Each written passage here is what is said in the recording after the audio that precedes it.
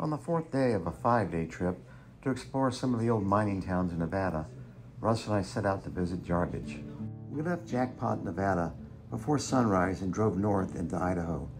Then we dropped back down into Nevada and drove the 10 miles from the state line to Jarbidge along the scenic Jarbidge River. Jarbidge is said to be the most remote town in the lower 48 states.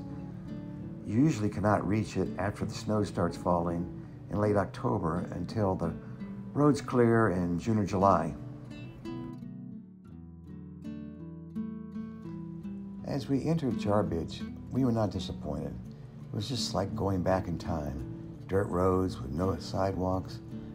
We got there about 8 a.m. and there was not a sign of anyone or another moving vehicle, but a sign for the Red Dog Saloon caught my eye, and it pulled my Jeep right up front.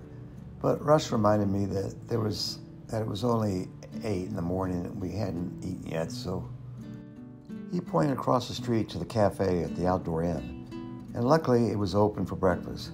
Even though we had not made reservations, we were welcomed in by the owner/chef/waitress. We enjoyed a great breakfast with homemade bread and a nice conversation with the owner. Seems like only about a dozen or so folks live there in the winter, but around 100 or so live there in the spring to fall months. After breakfast, we walked down the dirt street and photographed just about every building there was, which didn't really take very long. My favorite place was the old jail built in 1911. The jail is one of the remaining buildings that survived a devastating fire that destroyed about 22 businesses along with several log cabins. There is a story about a burly miner who frequently used the bunk to raise the roof to slip out and go back to the saloon, climbing back in his cell before morning.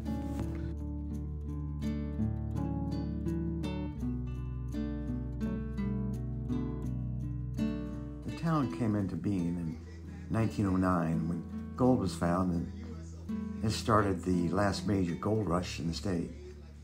Prospectors flocked to the canyon and mostly living in tents, and they named it Jarbidge after a mythical Shoshone legend.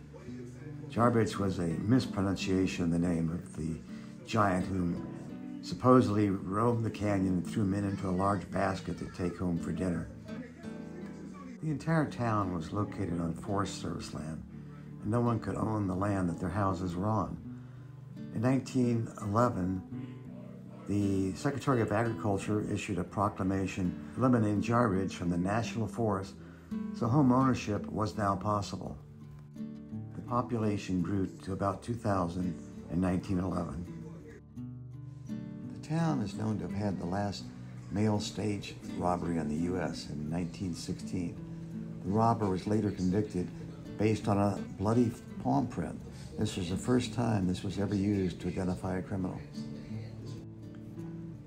Walking along the street, we came across this stand where you could buy fresh eggs or firewood. Just leave your money in the box and take what you want. Only in a small town, I love it. Jarbidge was always on my bucket list. I attempted to visit several years ago on the tail end of a solo trip, and I had been visiting Tuscarora and headed up to Owyhee. I'm not sure that's how you pronounce it. And I thought I could reach Jarbidge from the west, but after cruising through some beautiful scenery and trying many different back roads, I was concerned with having enough gas to get back to civilization. So I headed back for paved roads and gas stations, because I don't think AAA will service the area. Leaving Jarbidge, we were able to enjoy the beauty of the Jarbidge Wilderness area that encompasses 113,000 acres.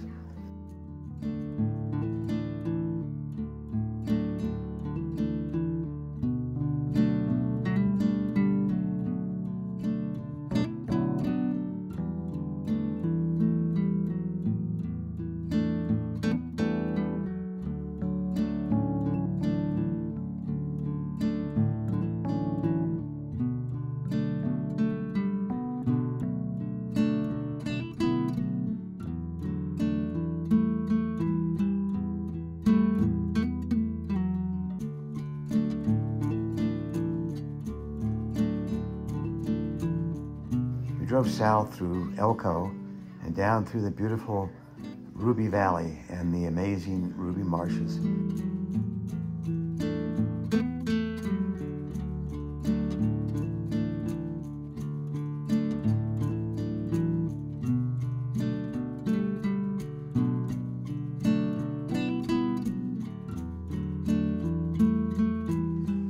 We're always on the lookout for wildlife, and we're lucky enough to come across some mustangs.